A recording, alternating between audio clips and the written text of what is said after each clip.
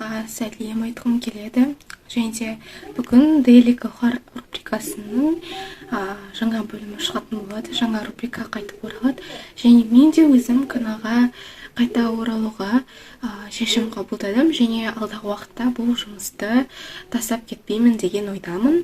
Және де өздеріңіз естіп отырғандай, Daily Гауһар рубрикасы ол бізде көбінесе влогмастарға бағытталған рубриканың бір болып табылады. Және бүгін сол рубрика болады, яғни аптаның соңғы күндері, бейсенбі, жұма және 2 демалыс күн, соларды қалай өткіздім, жалпы менде қандай өзгерістер бар, соның барлығын сіздерге осы видеода көрсететін боламын. Сіздерге қызықты болады деп ойлаймын. Және мен көп уақыт бойы влог түсірмегеннен кейін мен бұл әдеттен жаңағы көптеген қабілетімді жоғалтып алдым. Егер қателіктер болса, ұсыныстарыңызды тастап, немесе мына жерін басқаша былай түсіруге болатын еді деп өз ойларыңызды комментарийлерге жазып кетсеңіздер мен үшін өте құнды ақпарат болады. Ал енді өзімде қалған біліммен сіздерге бүгін влог түсіретін боламын. Кеттік, жалғастырайық. Бүгін айта кететін жайт, бүгін бейсенбі, аптаның 4-ші күні, аяғына жақындап келген. Және де бізде бүгін сабақ онлайн болды. Өйткені біздің мектепте жас мұғалімдер байқауы, ашық сабақтар болып жатыр. Сол үшін бүгін бізде сабақ онлайн. Солай, бүгін ерте тұрмадым, және соған өте қуаныштымын. Мен сынып жұмысын істедім, жаңағы бүгінгі сабақтардың. Енді ертеңгі болатын сабақтардан үй жұмысын істейін деп жатырмын. Ертең бізде физика, қазақ әдебиеті, география, сосын тағы физика, сосын орыс тілі болады. Ал қазір мен тек осы үшеуін ғана жасаймын. Және ертең бізде физикадан арақ бақылау сияқты тест болады. Соған жақсы дайындалу керек. Міне сол дала осындай болып тұр. Мен бүгін негізінен түк жасап үлгермедім. Өйткені таңертеңнен бастап сағат 8-де бізде сабақ басталады. Содан бері есептер шығарып, үй жұмысын жасап сөйтіп отырдым. Одан кейін таңғы ас ішіп, ыдыс жуып, қайтадан сабақ жасадым. Қазір түскі ас іштім. Енді үй жұмысын жасап, сосын қайтадан ыдыс жуып, олимпиадаға дайындалам. Сол бүгінгі күн жалпы тек сабақ оқумен өтетін сияқты. Ешқандай бір продуктивті ештеңе істеп үлгермедім сабақ оқудан басқа. Және бұны да жету керек деп ойлаймын. Және сіздер байқаған боласыздар, мен брекет қойдым. Қателеспесем, қазан айының аяғында қойдым, 3-ші ай болып жатыр. Жалпы сол. Сосын мен бұл 2 жылмен қанша, 2 жыл болмадым. Сол арақта мен шашымды қарай қылып кесіп, оны өсіріп үлгердім. Мен негізі баяғыдан бұны сіздерге айтқым келген. Бірақ мүлдем жаңағы сол қарай кезде влог түсіруге мүлдем уақыт болмады. Өйткені 7-ші сынып физика, химия дегендер енді басталып жатыр. Сол қиналып жүрген кездер. Қазір енді бір үйреніп алдық бәріміз. Міне сол сіздермен негізі көптен көп әңгіме айтқым келген. Негізі мүмкін бір күні Get Ready With Me видеосын түсіріп жаңағыдай жиналып жатып сіздермен бірге әңгіме айтатын боламын. Мүмкін сондай видео. Егер қаласаңыздар, жазып кетсеңіздер болады, немесе мен өз қалауым бойынша түсіретін боламын.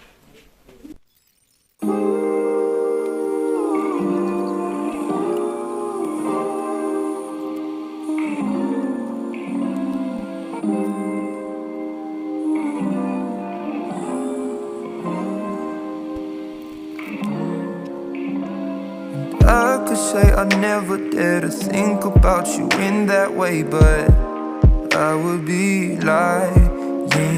And I pretend I'm happy for you when you find some dude to take home. But I won't deny that in the midst of the crowds and the shapes in the clouds, I don't see nobody but you. In my rose-tinted dreams, wrinkled silk on my sheets, I don't see nobody but you. Boy, you got me hooked got to something? Who could say that they saw us coming? Tell me, do you feel the love? Қазір деген кеш болып кетті. Және де мен жаңағы ыдыс жуып, сосын сабақ оқыдым. Сосын тағы да бөлек сабақ оқыдым. Сол негізде бүгін сабақ оқудан басқа түк істемедім. Жалпы сол жатайын деп жатырмын. Міне мына жақта төсегімді дайындап қойдым. Қазір мен мына жақта тағы физика мен жаңағы қазақ әдебиетін қайталап кететін боламын. Тағы бір оқып. Сол мына жерде мен мектеп формасын алайын деп жатырмын. Даже стабилизация жамап кетті. Жалпы сол ертеңгіге дайындалып, мына жақта сөмкеме кітаптарды салып. Жалпы сол. Сосын мен деген мынандай резинкаларды тағам. Брекетқа арналған. Мынау торторис деген, яғни прям қатты, өте. Бұл бізде heavy, яғни ауыр түрі. Бұл брекет шешетін кезде 2-3 ай бұрын тағатын. Ал мынау менің қазір тағып жүргенім medium, яғни жеңілдетілген түрі. Сосын мен ол жердегі таққан резинкалардың бәрін мына жаққа жинаймын. Міне. Мынау менің тағып жүрген резинкалар. Мынау менде түсіп қалған брекеттер. Я брекеттерді түседі, және орын түсіре беретін адам менмін. Жалпы сол мына кітап туралы сіздерге ертең айтып кететін боламын. Өте күшті кітап. Негізінде сіздерге оны сосын толық таныстыратын боламын. Ал мыналар менің бүгінгі таққандарым. Мынаны қайтадан мына жерге салып қою керек. Жалпы сол.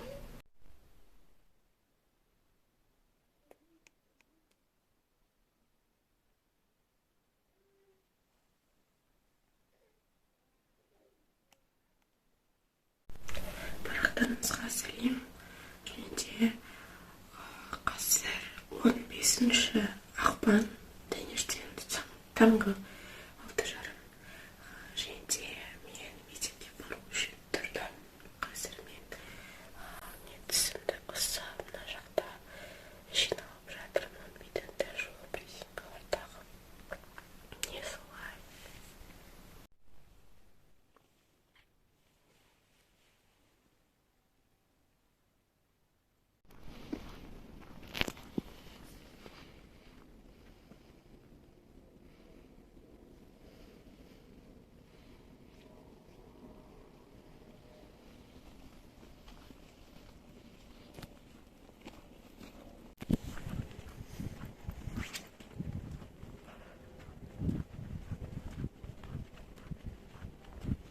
Барақтарыңызға қайырлы күн.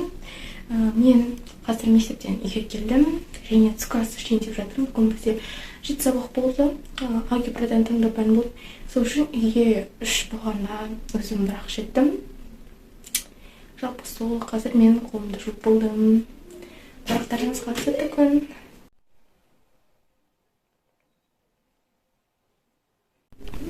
Енді мен деген қазір олимпиадаға дайындықты бастайтын боламын. Бүгін жұма болғаннан кейін олимпиадаға дайындалуға көп уақыт бар, және үй жұмыстарын жасайтын боламын. Одан кейін русский язык деген жазылған мүлдем мән бермей қойыңыздар. Бұл жаңағыдай артық дәптер болғаннан кейін бізде орыс тілінен бәрібір қалың дәптер арнатпайды.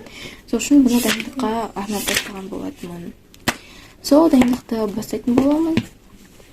Міне бұл әдебиет, 7-ші сыныптың әдебиеті. Соны қазір қайталап үй жұмысын жасайтын боламын. Және сіздерге таймлапс видео білмеймін, түсіремін бе, жоқ па. Енді оны көресіздер. Бірақ негізі үй жұмысын жасағанда түсірмейтін шығармын, бірақ олимпиадаға дайындалып отырған кезде обязательно түсіру керек деп ойлаймын таймлапсты. Вот солай. Бүгін кішкене олимпиадаға дайындалып бір пайдалы нәрсе жасаймын деп ойладым. Енді соны жүзеге асыратын боламыз. Қараңыздар, маған осындай көп валентинкалар берді 14-ші ақпан күні.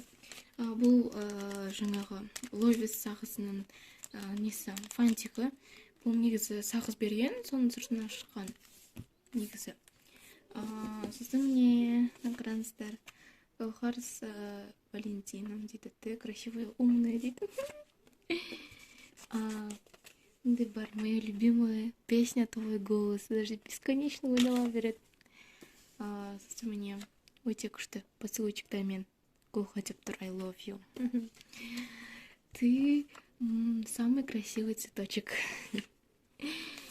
Бұл жерде енді ағылшынша жазғандарды ерекше жақсы көремін деп.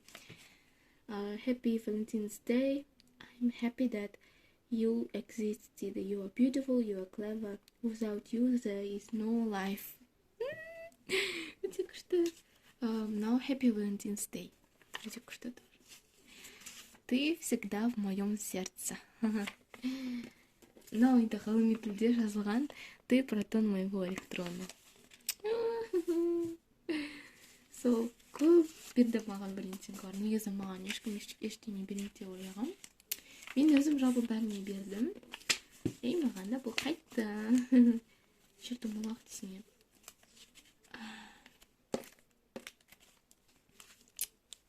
Көп берді. Өте қуаныштымын. Осы кітап туралы айтуды өте берген болатын. Бастайық. Шолу. Сыртын көріп тұрғандарыңыздай, японская система развития интеллекта и памяти. Бұл жаңағы жадты дамытуға арналған. Бұл бізде жаңағы осы кітаптың авторы Рюта Кавашиманың жеке қолтаңбасы. Бұл жерде как пользоваться книгой, видение, бұл жерде жаңағыдай жазылған. Біздің миымыз қалай жұмыс істейді, мынаны қараңыздар. Біз жазып отырғанда миымыз жаңағы сол жарты шарымыз көбірек жұмыс істейді. Ал ішімізден оқып отырған кезде екі жарты шарымыздан нашар жұмыс істейді. Ал жаңағыдай дауыстап оқып отырған кезде көрдіңіздер ме, міне екі жарты шарымызда өте жақсы жұмыс істейді. Мына жақта жаңағы қызғылт сары түспен белгілеп қойғандар мидың жақсы жұмыс істейтін аймақтары. Дәл солай осындай ғылыми зерттеулерде негізделген нағыз шын ақпаратты дәлелдеген осы кітап болып табылады. Қалай біз қалай жаңағы тапсырма жасау керек. Міне осы аппаратта бізде бүкіл жаңағы зерттеулер жүргізіліп жалпы шыққан. Мына жерде бізде қарапайым осындай есептер беріліп тұрады. 1 қосу 6, 3 көбейту 0 деген сияқты барлық жерде сондай. Бірақ тек орындары ғана ауысқан. Қарапайым арифметикалық амалдар. Бұл жерде бізде 60 күн. Міне 60 күн. Көрдіңіздер ме? 60 күн. Осы 60 күнге арналған жаңағы кешенді программа деп айтуға болады. Және мен оны бастап, одан кейін 1-2 жылға тастап кеттім ғой деймін. Соны қайтадан шығарып бастадым. Мына жерде әрбір апта сайын тест трупа, тест на счет, запоминание слов деген бар. Сосын мына жақта сіз әрбір тест бойынша өз прогресстеріңізді белгілеп отырасыздар. Ал мынау жаңағы ежедневный результат, кәдімгі күнде жасап жүргеніміз. Мысалға мен осылай жаңағы менде әртүрлі ауытқулар болады. Бұл тест на счет, тест на запоминание слов деген бар. Оны айтып отырмаппын. Мен тест трупа. Көрдіңіздер ме? Мен тест трупа. Нәрсе қалай белгілеу керек, сол туралы жазылған. Мынау бұл предварительная оценка, яғни бұл кітапты сіздер жасамай тұрып жаңағы өту керек бұл тестті. Бірақ мен бұны соңынан көрдім. Өйткені жаңағы ең видениесін оқымадым да. Мынау әрбір апта сайынғы тест трупалар. Сосын ең соңғы тест трупа бар. 12-ші аптаға соңғы. Болды. Мынау жаңағы мазмұны. Жалпы мына жерде балаларға арналғанда өте көптеген жаңағы кешенді нелер бар. Развиваем интеллект дейді. Моторика, память, координация, формы сияқты. Сол жалпы миды дамытуға арналған кітап. Бұл үлкендерге арналған жаңағы түрі сияқты. Не осы жалпы мазмұны осындай.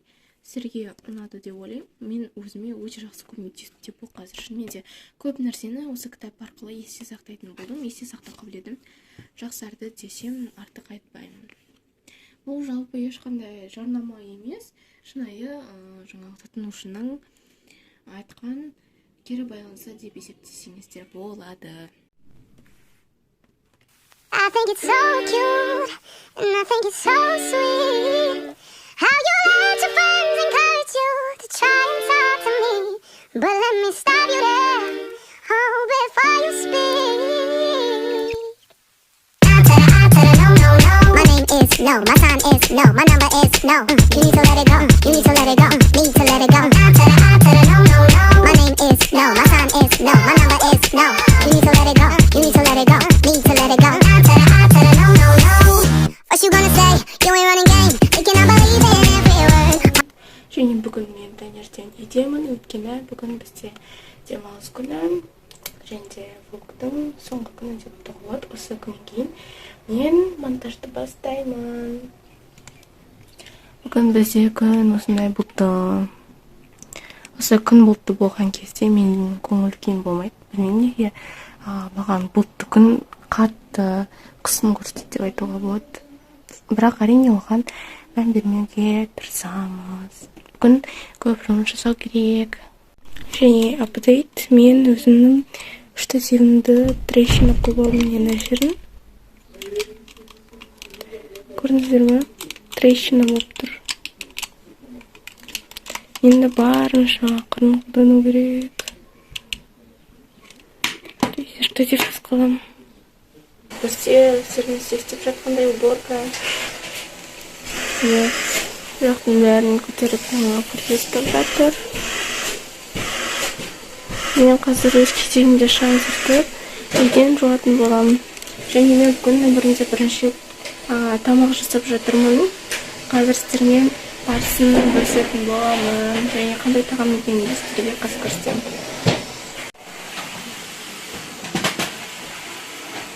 Мен ана жақта картоп ашып жатырмын.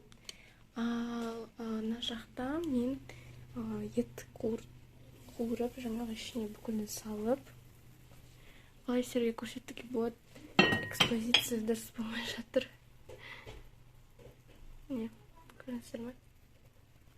Тамақ пісіп жатыр. Бірімде бірінші рет тамақ пісіріп жүрдім бүгін.